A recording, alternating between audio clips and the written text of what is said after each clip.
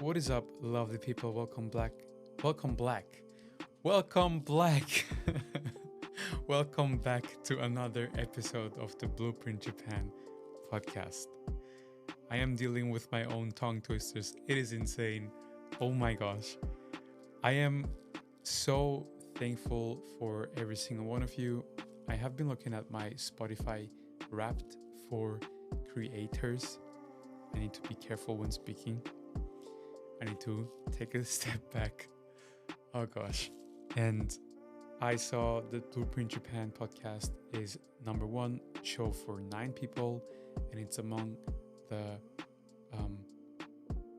number 10, best of 10 for 49 people. And I'm receiving so much support. Thank you so much for everyone. I know that this podcast is not exactly where I want it to be, where its potential lies, where it should be, but I'm working on it. And this year has been incredibly powerful in the lessons that it taught me. And usually I don't hold much of years. It's just like a numbers game, just like one number that changes. But the amount of things that happened in 2025, I think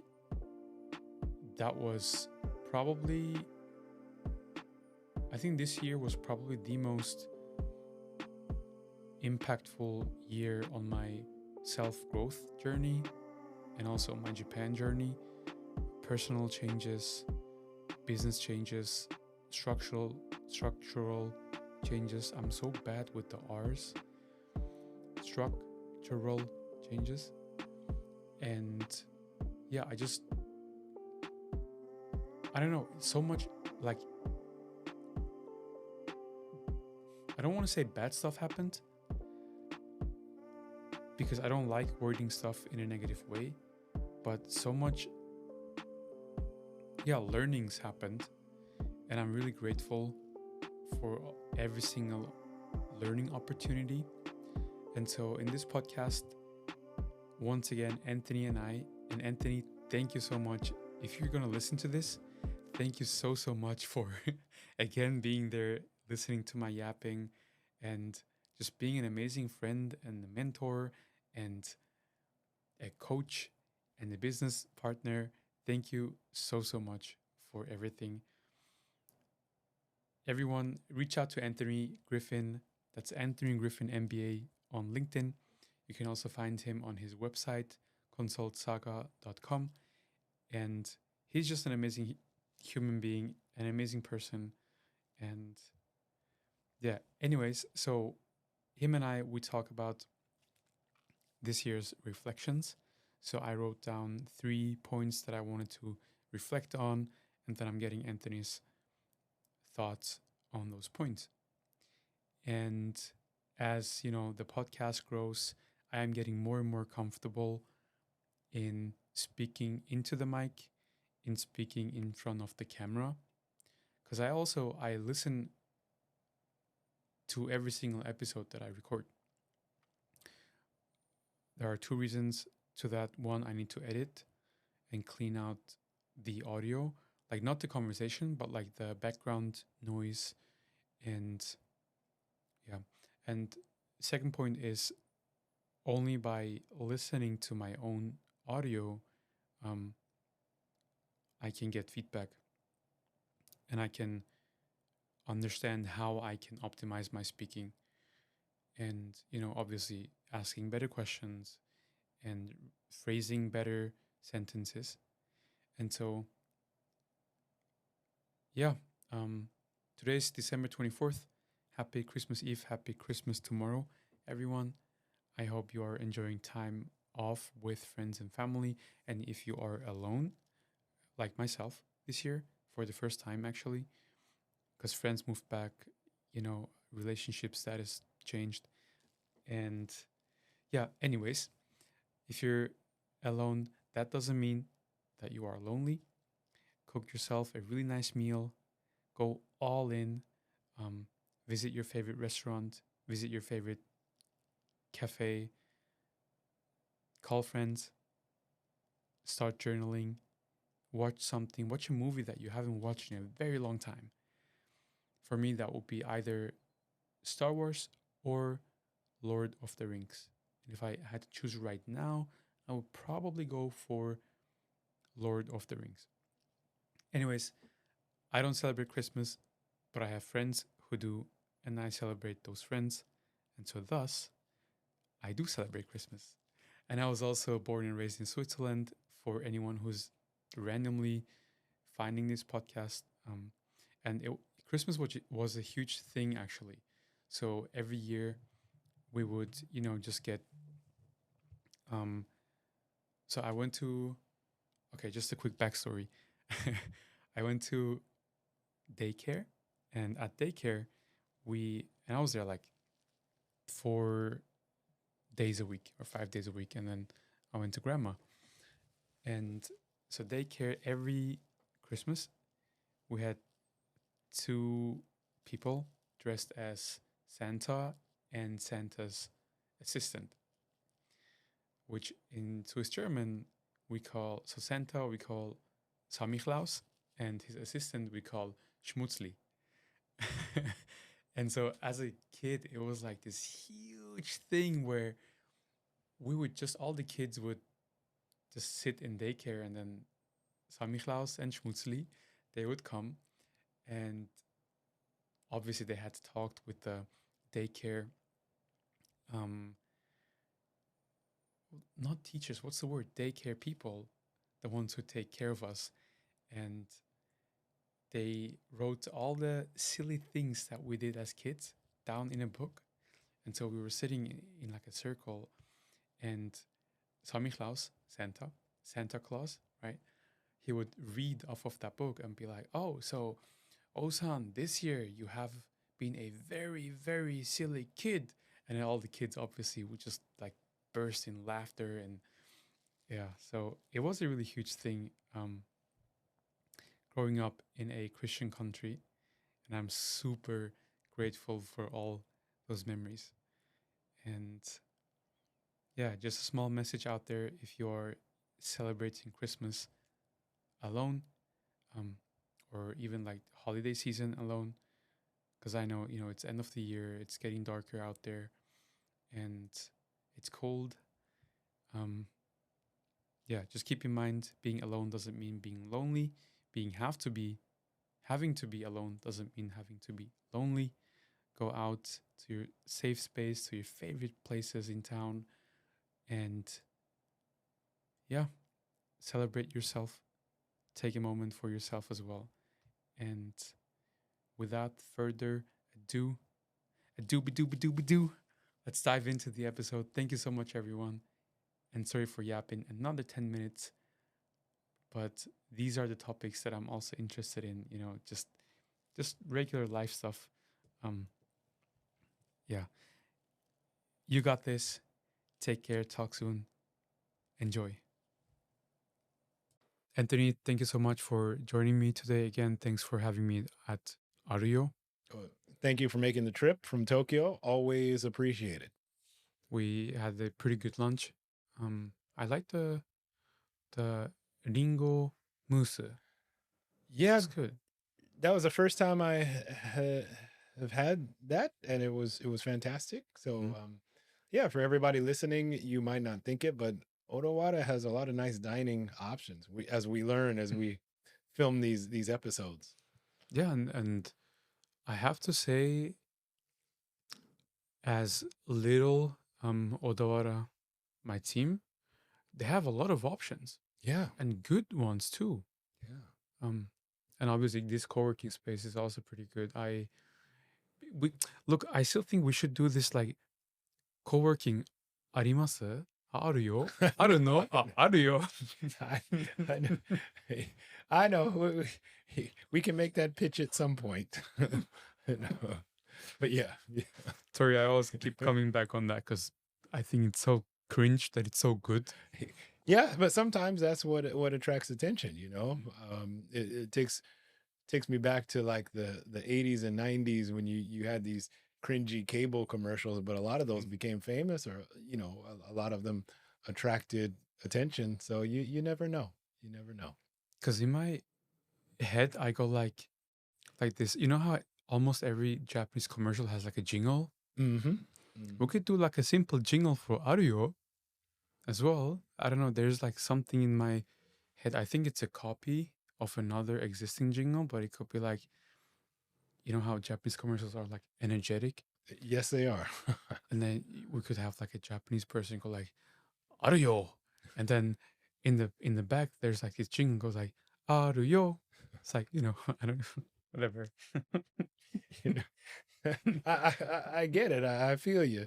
Um, I wonder if they would like a commercial. Well, we'll we'll see. We'll see. But it is a fantastic place to check out. Definitely. Yeah. It is. No, I like it. And so I hope to be here more often next year. And speaking of next year, I also want to reflect on this year. So I got 3 points that I would like to have your opinion and thoughts on. Sure. And so every point I gave it a title. Um, so I'll read the title and then I read the post, the abstract. And obviously, I mean, it sounds really like um, profound and like, or like in depth, but it's just my thoughts that I've had when thinking about this episode. Okay. So I'll just go for it and you tell me what you think. Sure. So these are personally my biggest three learnings for this year. So, okay, 3 points. The first one, the work between results. Okay.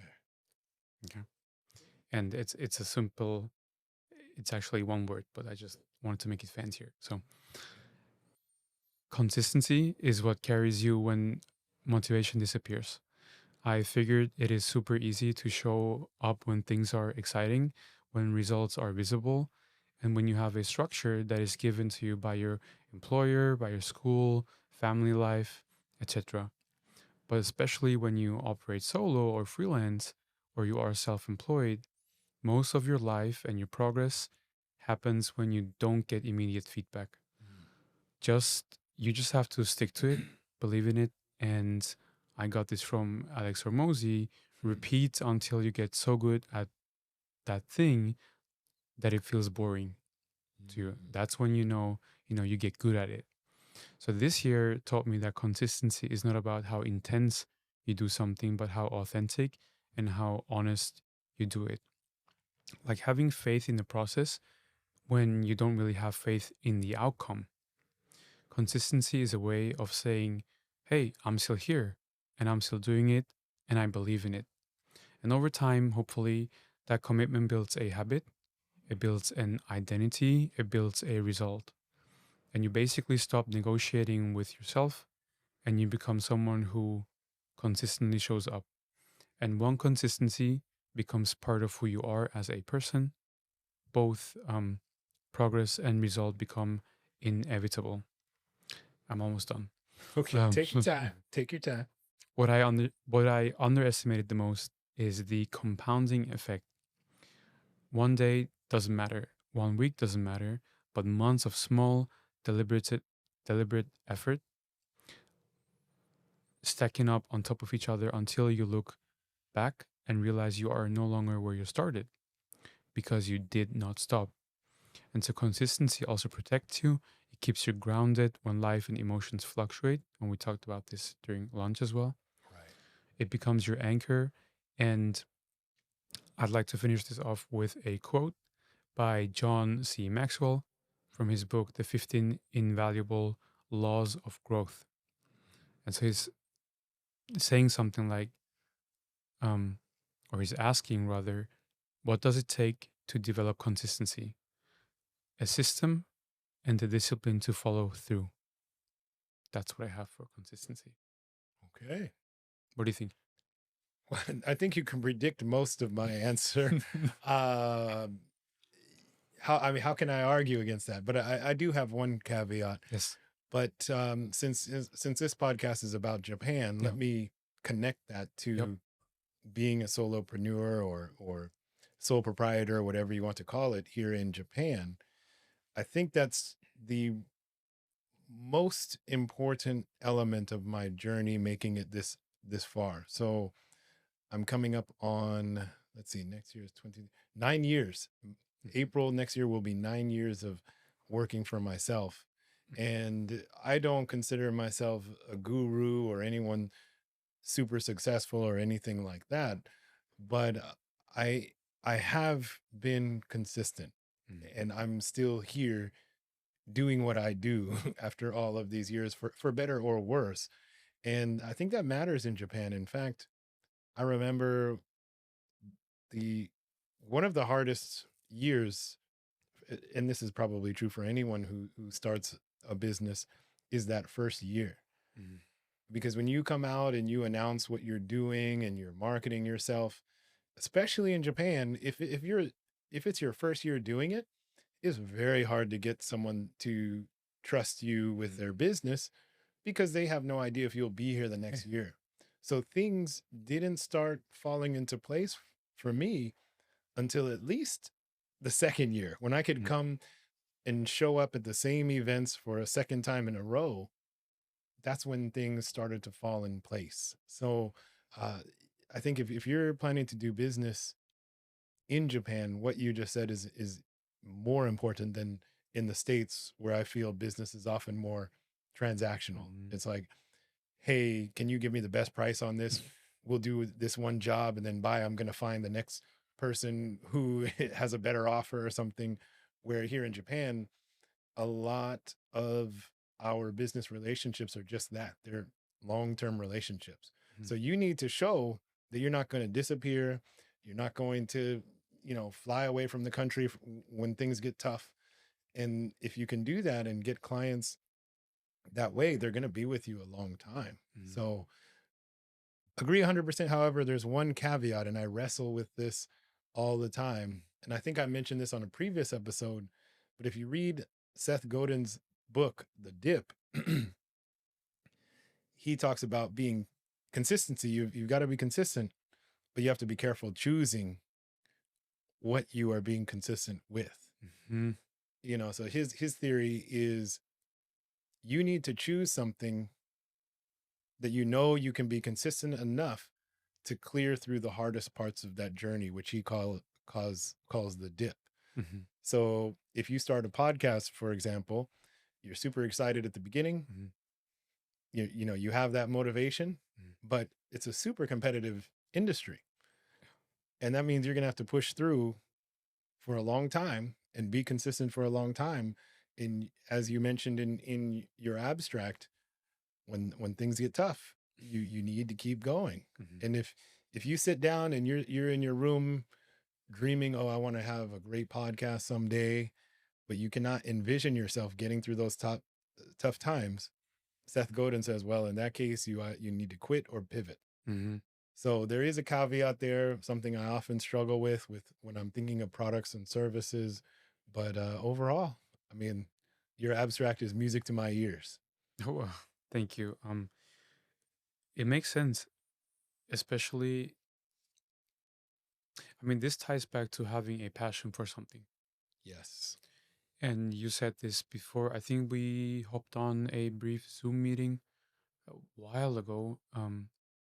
Actually, that might have been last winter season, I think, where you said, well, if you don't have passion for something, one, you're not going to beat the competition.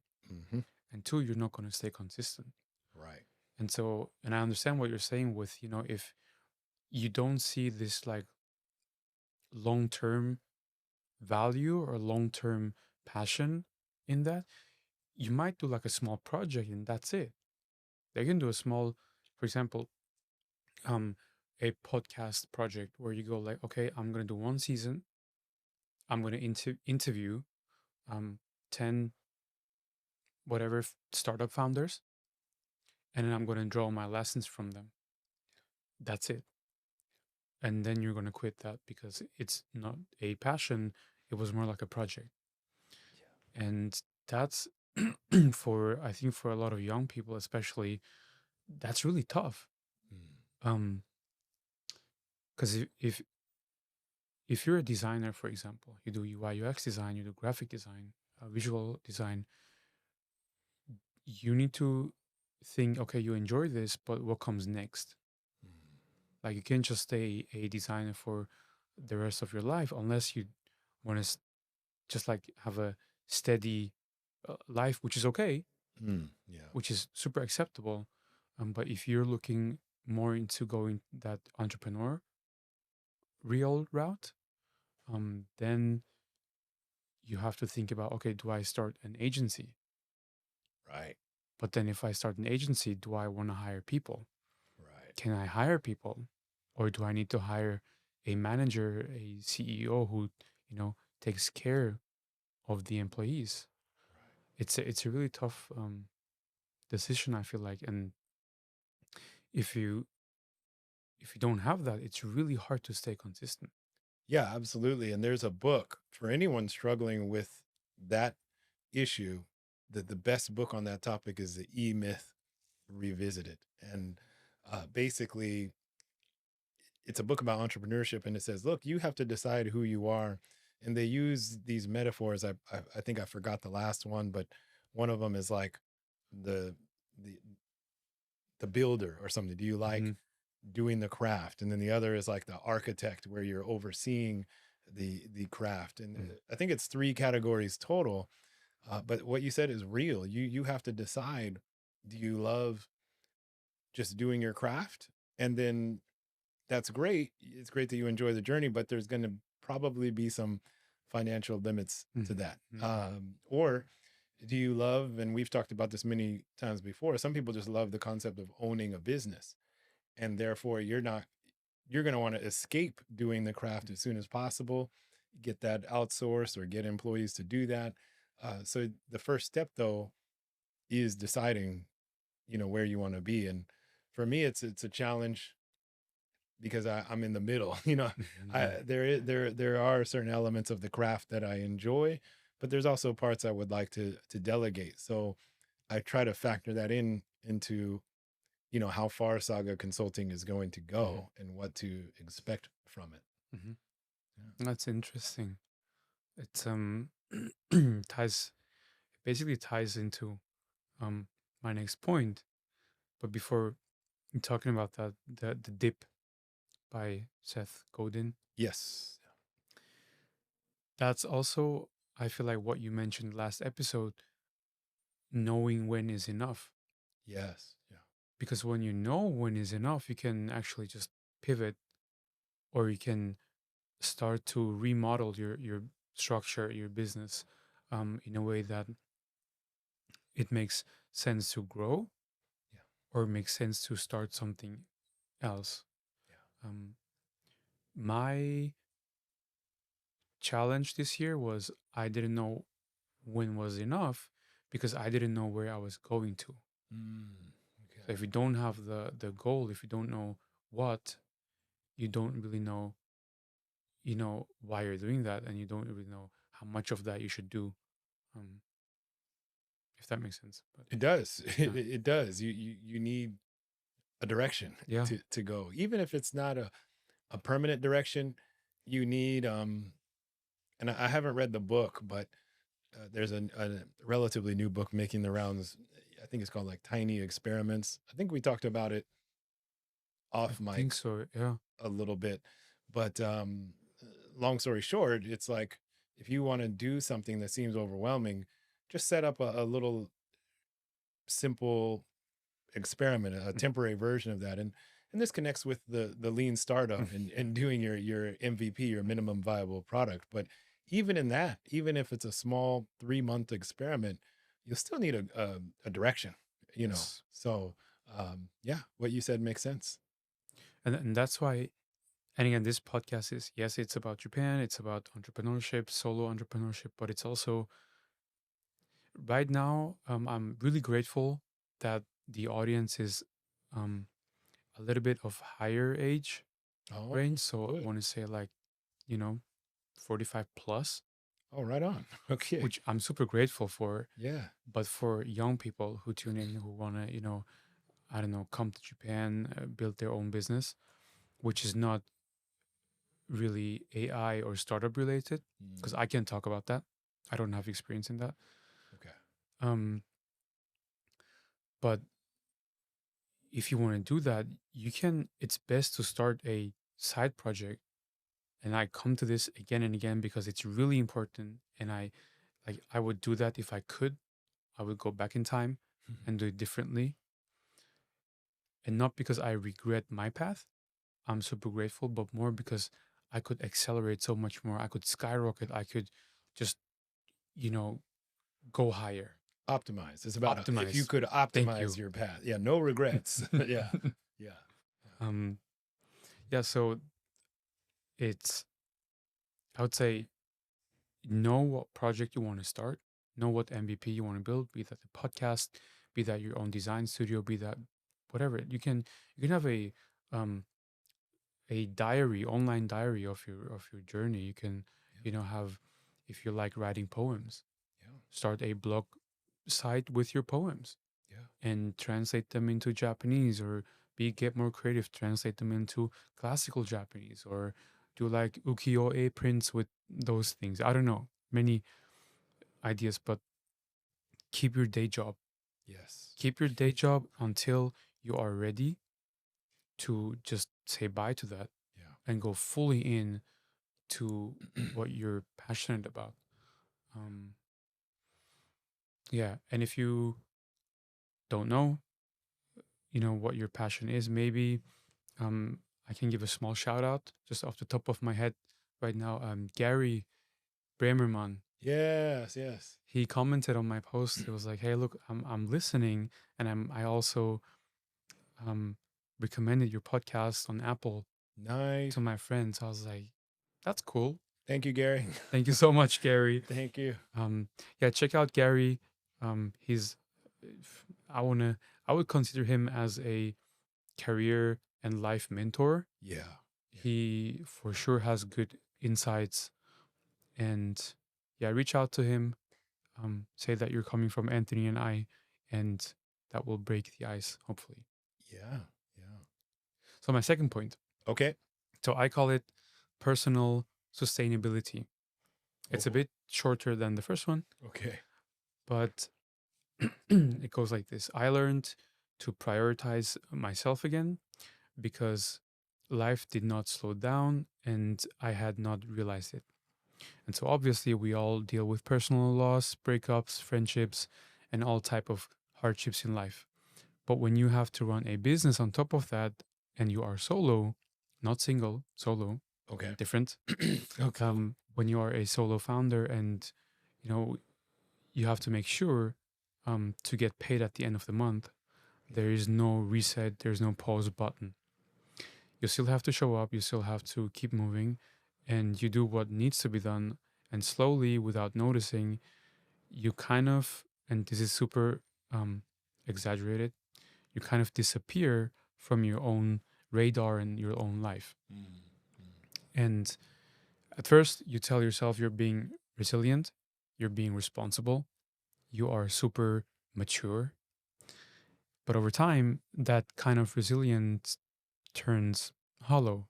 You are functioning, you're not living. You're productive, but you are kind of disconnected and you feel less present, less sharp, and less yourself. And prioritizing yourself doesn't mean that you are, escaping being responsible for something. In fact, you become more responsible, but just for yourself. So it means that you start to preserve and create enough space for yourself, personal space, to process, to enjoy again. And when you take care of yourself, you make sure you don't, break in the next phase of your life while everything else keeps moving. And if you don't protect yourself, no amount of success will feel stable. And self priority is the only way to move forward without losing who you are along the way. I think this is really important because, and you can summarize this in like one quote. I don't know who said that, but that just came to me. Um, you can't pour from an empty cup. Nice. That's beautiful. That's beautiful. Yeah. It just doesn't work. Right. Right. And that's what I've been thinking a lot lately, especially the second half of this year. Um, and it just, you do so many things at the same time. But then, like, where are you in all these elements? Where do you belong to? Yeah. So that's been a bit, I think, one of the biggest learnings this year for me. Okay. Yeah. Got it. Got it. Yeah. I mean, I wish I could agree with you on my side, but Mm, I still struggle with that. But it is important. You know, you're what you just said, and this is so cliche, but mhm. I'll say it again. A lot of things are cliche because they're true. You know, it reminded me of that the airline announcement in case there's a cabin depressurization and you have a child, you have your Mhm, child next to you, whose mask, you know, the air mask comes down. They whose mask do they tell you to put on first? mhm, Your own, so you can be awake mhm, and conscious to take care of your child. mhm, So very cliche, but that's exactly what popped into my mind when you said that. And then you top that off with the empty cup mhm, metaphor. So, but still it's hard because you have to be realistic as a sole proprietor, and you are responsible for your earnings, mhm, and that's a double-edged sword. It's great because you have a lot of control on how you make money, mhm. who you work for, but at the end of the day, you can't just show up at an office desk looking at Facebook and chatting at the water cooler and get a paycheck automatically. Mhm, You know, you've got to be out there networking, you've got to be marketing, you have to be good at your craft, and you have to ride the economic ups and downs, mhm, the technological ups and downs that impact your business. So it's tough. It's mhm, tough. You know, we all want to make sure to take time for ourselves and stay healthy, and um spend time with family and things like that. mhm, But we have to balance that with staying afloat. mhm. So yeah. Would you say having, I know we talked about this, but like having a set routine and no matter what happens, you just follow that routine will give you, one, consistency in what you're doing, and two, you will have your me time um, because of that routine. Would you say that right now, at least, and after, going on 9 years of having your business, that statement is still like true? Oh yeah, yeah. It helps a lot. Mm, Maybe this varies on personality type, yeah. but I love a good routine, Mm. and I don't know about you, but do you use time blocking in your calendar? No. Oh, that was one of the game changers for me to help me in a lot of ways. Yeah. Are you familiar with time blocking? I think we briefly talked about it when we wanted to, when I asked what apps you're using and what kind of like programs, but we never talked about time blocking in detail. So please. Okay, maybe the audience doesn't know as Hmm. well, but long story short, time blocking is looking at your tasks, be it personal or work related. So hopefully everyone has some kind of task list, be it paper, digital, Hmm. whatever. Looking at each task, estimating how much time it's going to take, and actually scheduling that in your calendar as if it were a meeting or a dentist appointment or Hmm. something like that. So even for something as mundane as email checking, if you think you have about an hour's worth of email, that I like to do this, generally speaking, I try to do it at a week at a time, but at the minimum, every day, at the end of the day, I block out for the next day. Hmm. So if I think, oh, okay, these emails are left over today, it's going to take me an hour to do it. I block that out in my calendar. And that will tell me how to go through my day. It, Ideally, it's a good idea to leave some slack in there for emergencies that pop up. And then the real game changer to this also is, budget or put blocks in for when are you going to eat lunch, Mhm. for example. When are you going to call your mom? They Mhm. put that in there. I, I I try not to do it on the weekend. I like to keep my weekends Mhm. a little flexible. I know I'm going to go cycling. I know I'll probably play some video games, watch some TV, go hiking, whatever. Um, I know those are going to happen. And some of them I don't need to time block because I know I'm going to do it. I'll be out on the bike Sunday morning if the weather's good. Mhm. But take it as far as you want. Put leisure items in there, and then that will keep you on track. It'll help you build a routine, and it most importantly, it will help. It will prevent you from taking on more than or biting off more than you can Mhm. chew. For example, you'll see your day literally filled up. So if someone comes to you with a request and you look at your calendar and you see, mine's color coded, you see this rainbow of colors filling up your day, you'll know I just can't fit it in there. Mhm. So that has helped me a lot building a routine. A second thing, and I'm still trying to get better at this, but it helps a lot.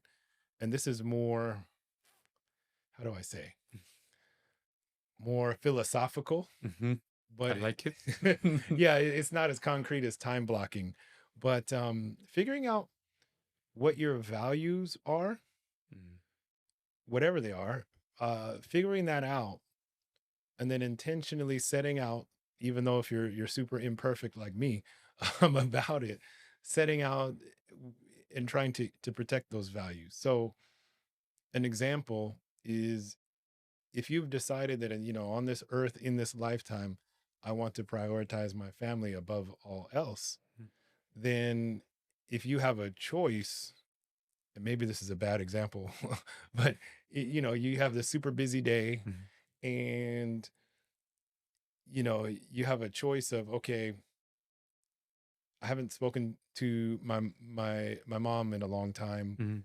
but I've got, an hour of emails to do, 30 minutes of social media marketing to do, and your day seems full, and you're faced with that dilemma. If you look back and reflect on your value, Mhm. you'll say, okay, I've committed to myself that my parents, my family, they always come first.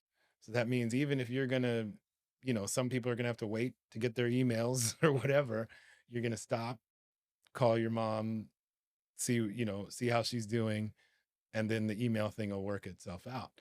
And then the thing about, and this is, someone has a quote about this somewhere, but I'm going to butcher it. But the thing about values is, that you're following your value when you have that friction, when it's a tough decision, Mhm. when you're like, oh, I'm super busy, but it's been a while. I really should talk to my friend Joe, Mhm. and you have that struggle. That's when you know that you are putting in the work to follow your values. Yeah. Because if it's easy, you're not, anyone can do something easy. But if you set up values and it's a struggle, I think that's where development happens. So in summary, you know, time blocking, building routines, and then establishing your values, I think that's what can help you stay on track. Mhm. Oh, that's beautifully said. And thanks for the reminder to myself as well. I Thank you. think, since coming to Japan, because I mean, obviously, I didn't go to high school here. I, don't have my childhood friends in Japan.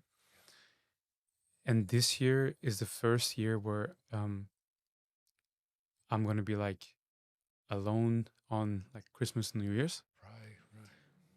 And I mean, I don't celebrate Christmas really, Okay. but still, the environment, everything around you is built in a way that it will make you know that it's Christmas, that it's end of the year, that people come together.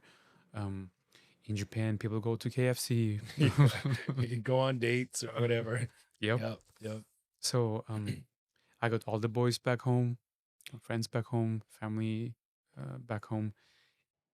Speaking of homes, if you're looking to buy a home in Japan, especially in Tokyo, I've got you covered. I followed the process of realestate.jp many, many times, and Emil and his team make the entire process simple, transparent, and super foreigner friendly.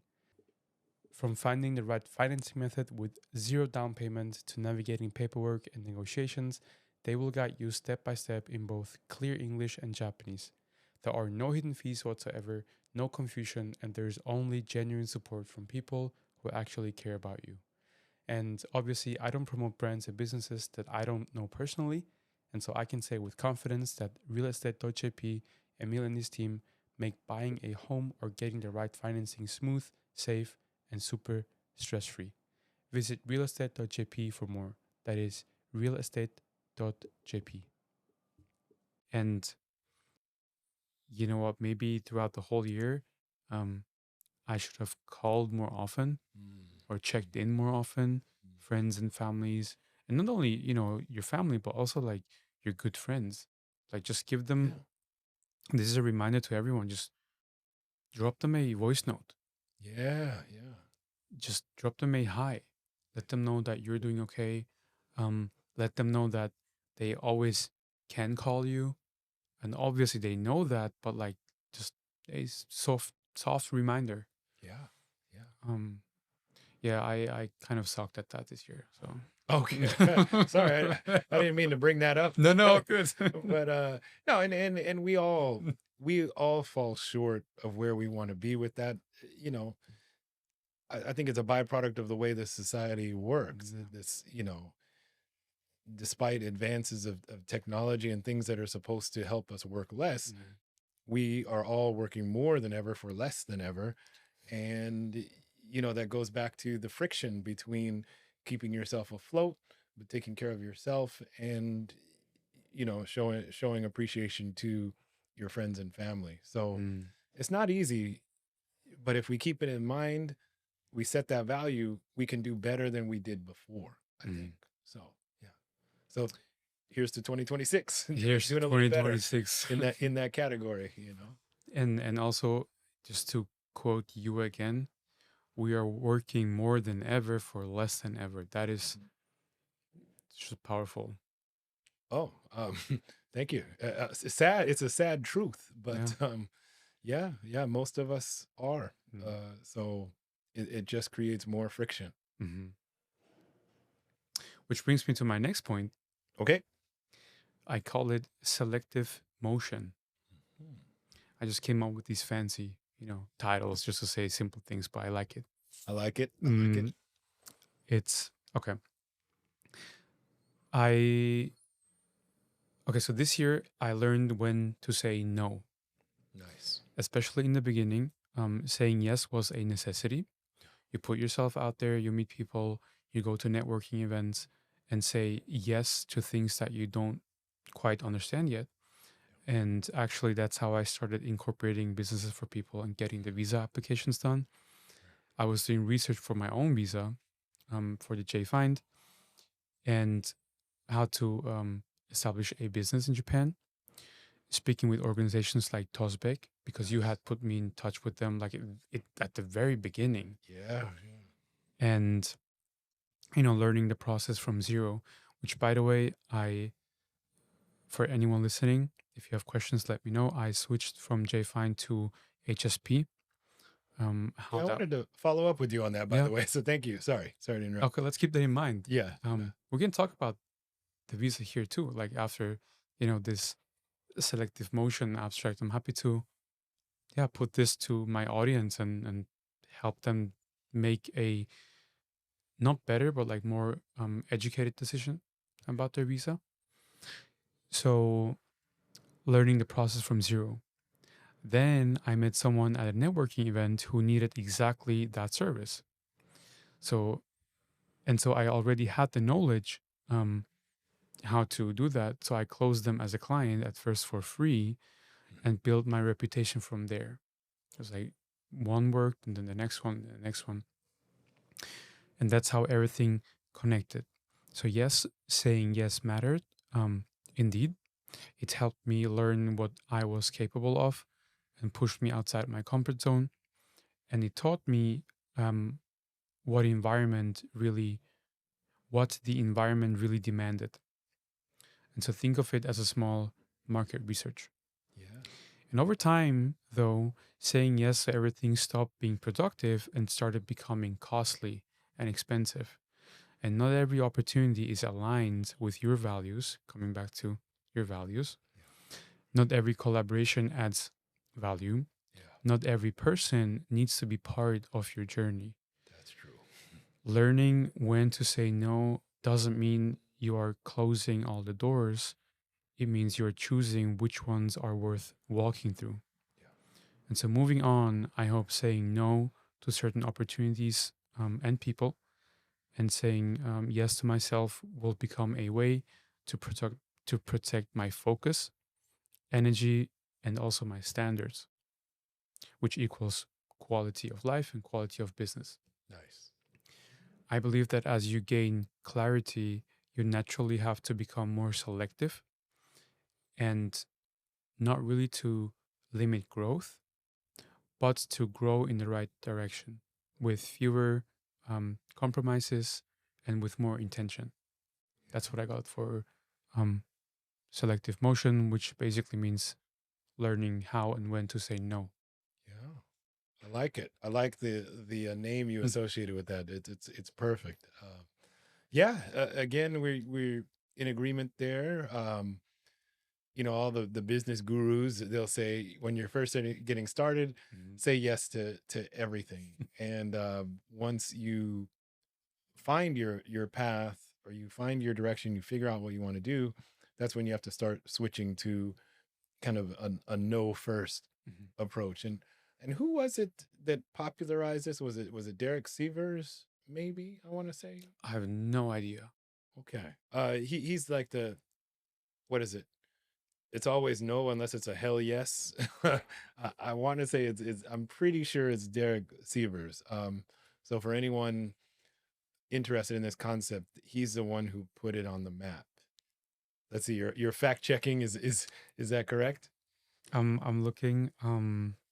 That's right. I can check as well. Is it? If it's not, so this is an AI overview, but Uh-oh. don't I wouldn't trust that one. Let's Um, see. Here, there's a Medium article Okay. by Derek Sievers, no hell yes.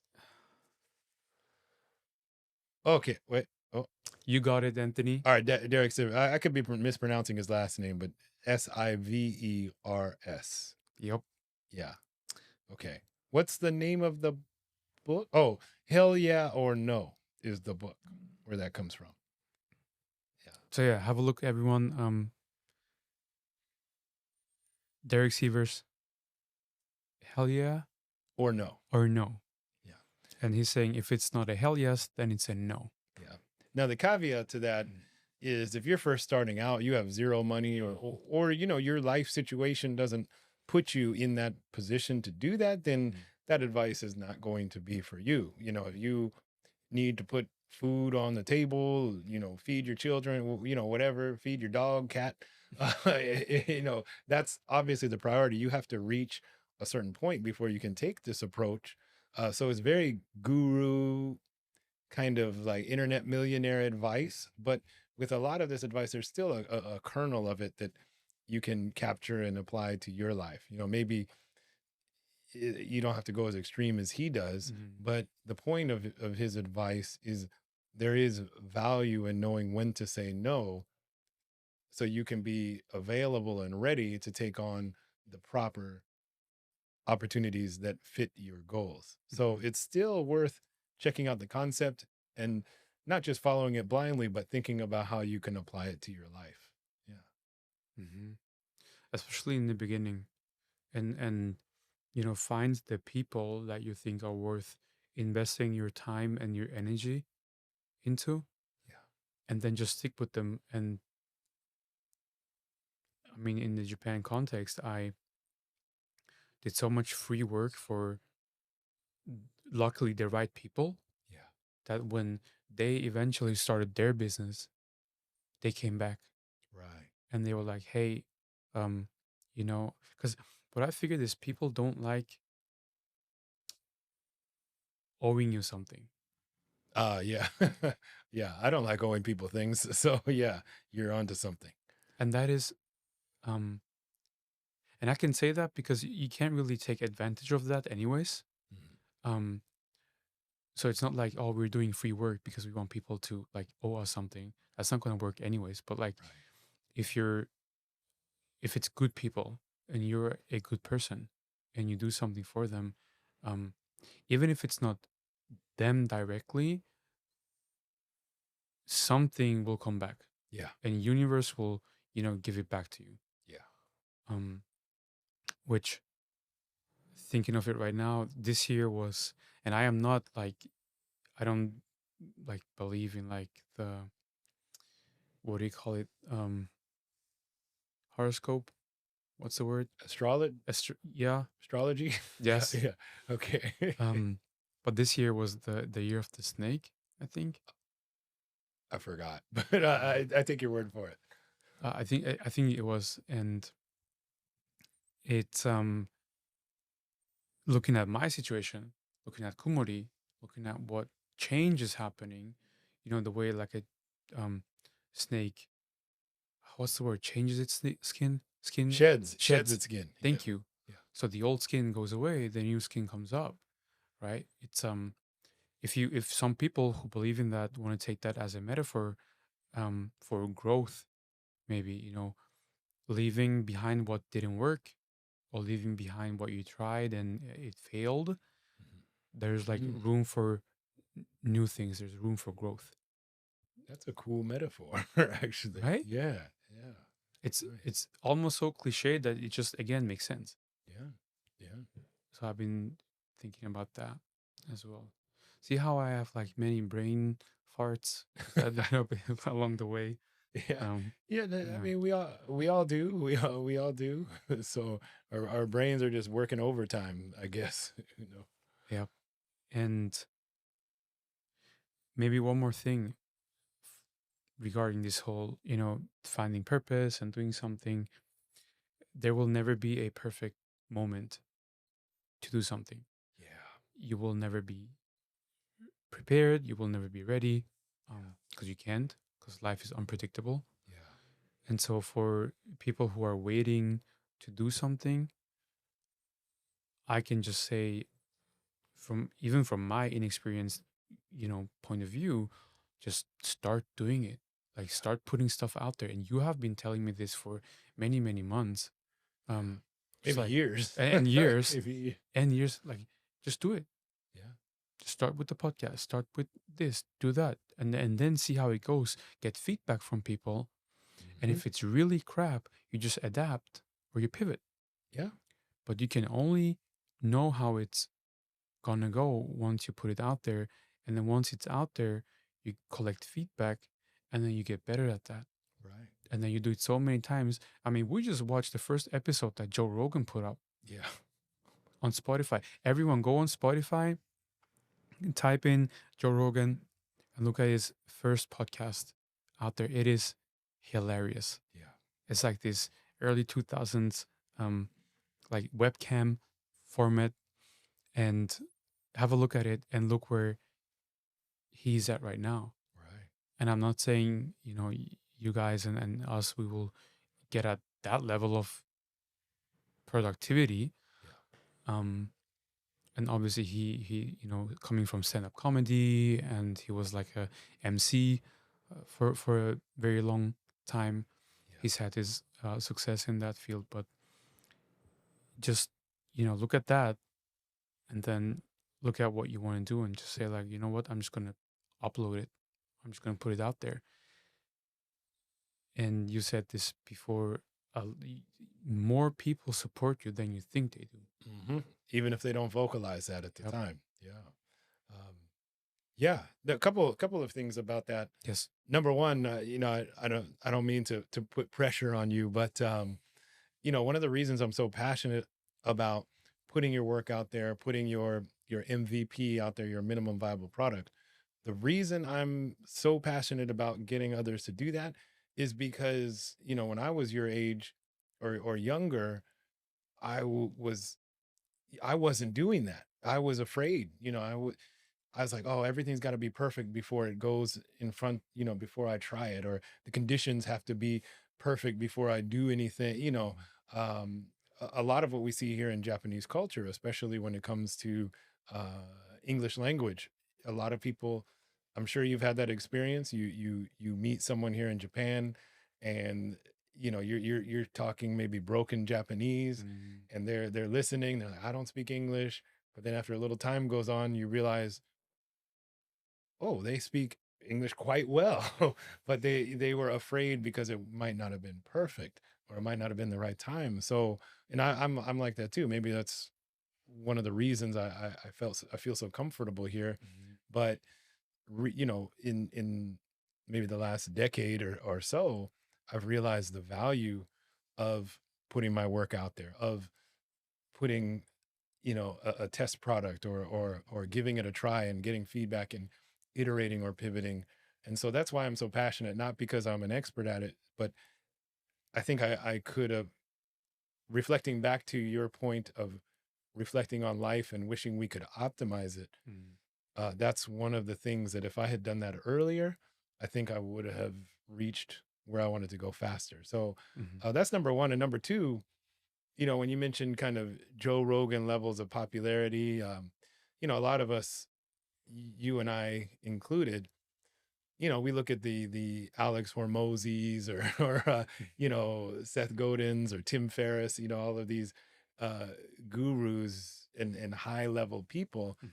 and I notice for a lot of people who follow them, sometimes we get in the trap of looking at them and thinking it's a binary situation, like it's either we're a failure or we're Tim Ferriss, but I'd like to encourage people to think, okay, you know, Tim Ferriss or whoever's way up there, what if you just pushed yourself and you got 25% of Tim Mhm. Ferriss? That'd be a lot better than where you are, and it would probably be enough. Or um another analogy is the gym. So if you look at all the superhero movies where the actors and actresses, they get all buff, and they have these, like Hugh Jackman has this crazy workout routine every time he becomes Wolverine on screen. Mm.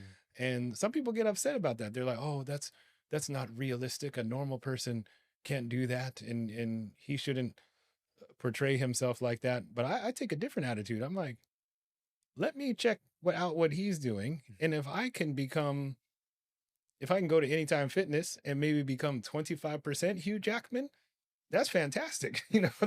That's better than now. So, I want to stress that you don't have to go 100% to the people you admire or the people you see in public, but you can get partially the way there, and you might just be elated with that result. So just because someone or something seems unattainable doesn't mean you should just throw in the towel and give up, Mhm. you know. Isn't there a book called like 1% Better Every Day or something? Yeah, there's something, who popularized that. It's not, there is, who, I'm trying to remember. I remember I've got that in my digital library somewhere, the quotes Mhm. out of that book. But yeah, it's about, you get better 1% every day, and that compounds over a year, and at the end of the year you're like, a lot better. Mhm. So, um, what book was that? I'm sorry, I forgot. No, I'm so bad with names, and it just, I mean, it's in front of us, but I don't want to always just look it up, and That one's it's so much on the tip of my tongue, though. I'm sorry, I can't resist. It's too close. yeah. But for any listener, if you just look up 1% every Mhm. day, it's gonna come up. So let me, if I don't get it in one shot, we'll move Mhm. on. But let's see. 1% every day for a year. See, it's already auto-populating in Google here. Um, except I'm not getting a book here about it, unfortunately. James Clear, Atomic Habits. Okay. Atomic Should have Habits. guessed. Oh my That's such gosh. an Thank important you. book. Yes. Yeah. But yeah, there's deep work in Atomic Habits, and I sometimes get those authors and Mhm. books mixed up. But yeah, you nailed it right there. Thank you. Thank you. And I don't, we all have different opinions on, for example, Mr. Beast. Ah, right, right, right. But in one podcast, he said, well, if you want to go into video editing on YouTube and you want to take it seriously, um, just publish a video. The next video, try to do something a little bit better. Right, right. Yeah, yeah. And then the third one, a little bit better. Yeah. The fourth one. And obviously, at one point, you don't have much left to optimize. Right. But then you can start into going like strategy and concept and content. And so, yeah, just that as an add-on to the 1% thing. And I think Ali Abdal also said something like that, to, get your video out there, maybe do a little bit better the next time. Mm-hmm. Absolutely. I'm a huge, huge fan of Mm-hmm. that. And I'm still doing that to this day. I've been writing in public since I was in college in some capacity, be it a video game review, a travel article, or a corporate blog post for a client. And even to this day, as of last week, Mhm. I tried something new to write a better article. So that's just, as we say here in Japan, kaizen, continuous incremental improvement. So yeah, 100%. And also, I watched your recent cycling video. Oh, thank you. Wait, which one? The waterfall one or It was a walking video. The Odawara walking. Oh, the walk. Okay, on the Sorry. cycling channel. Yeah, on the cycling channel, but yeah. the walking video. Thank you. Appreciate that. And obviously, I follow comments, right? And 1%. And this is why feedback is so important, and that you like pay attention to your audience. One person, I don't know that person, but she commented on your video saying like, "Hey, do the clips longer." I think that was my father. No, maybe. I think so. I don't know who else commented on that one, but And I was like, him. Yeah, and I was like, that's cool. It's cool that people like watch through and give you feedback, without you having to have tens of thousands of subscribers. Oh yeah, yeah. As I always say, for any social media endeavor, and I'm gonna pull from the lean startup again. So many people get caught up with these vanity metrics.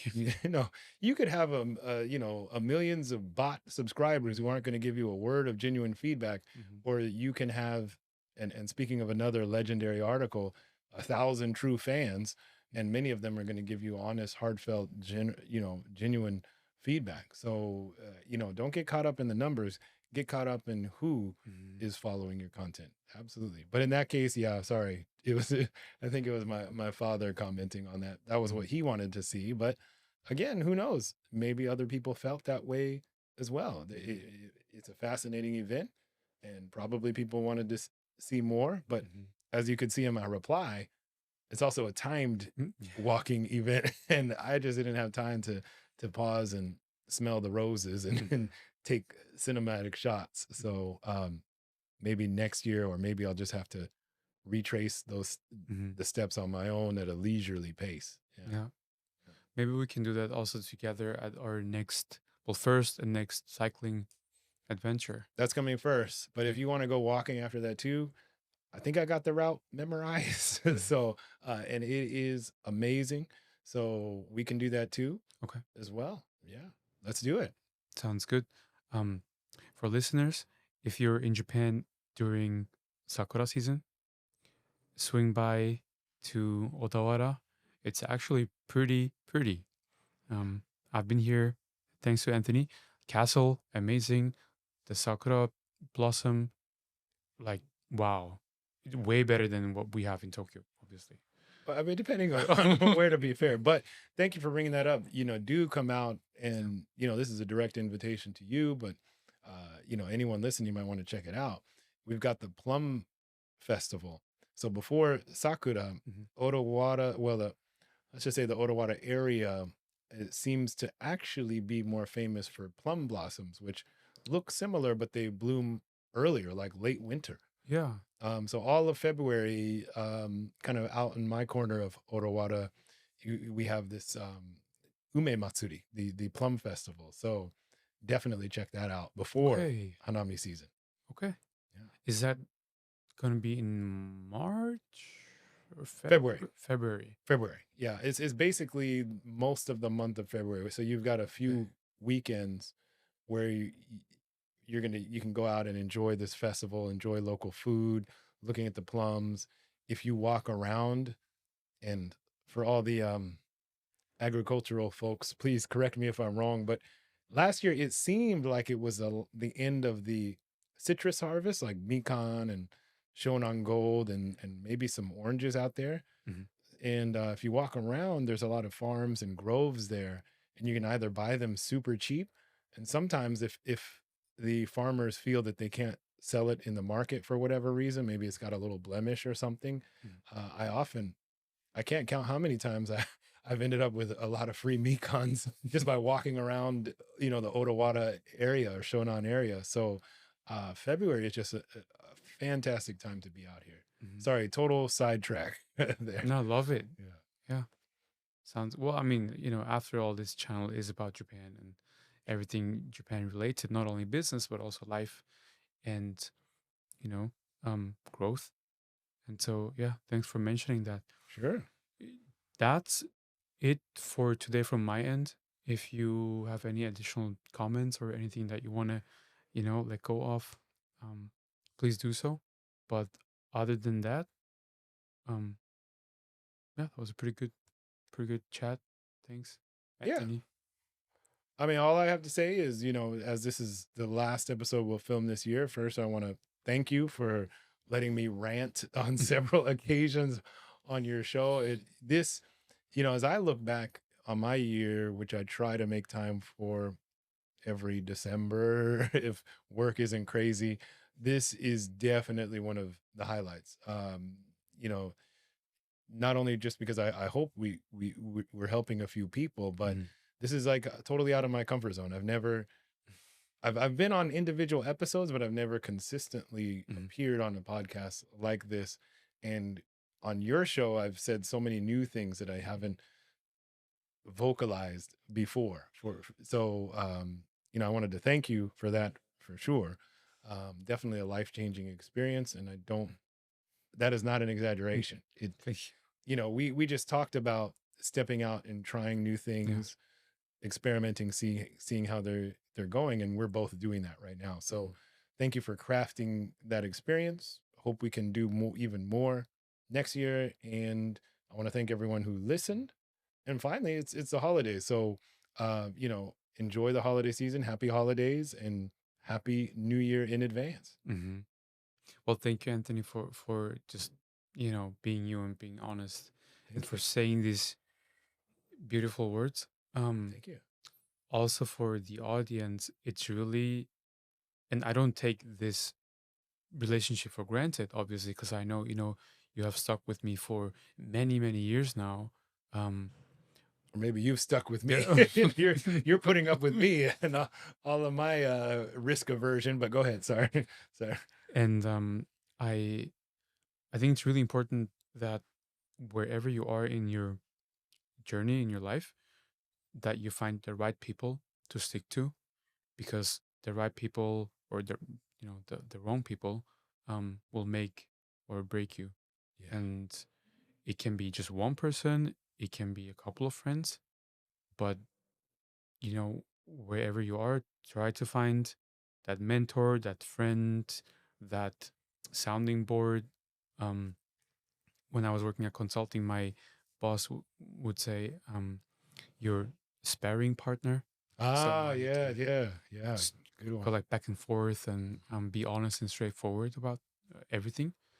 So yeah, thank you for being that person, and thanks for continuously being on this show, and also thanks everyone for tuning in.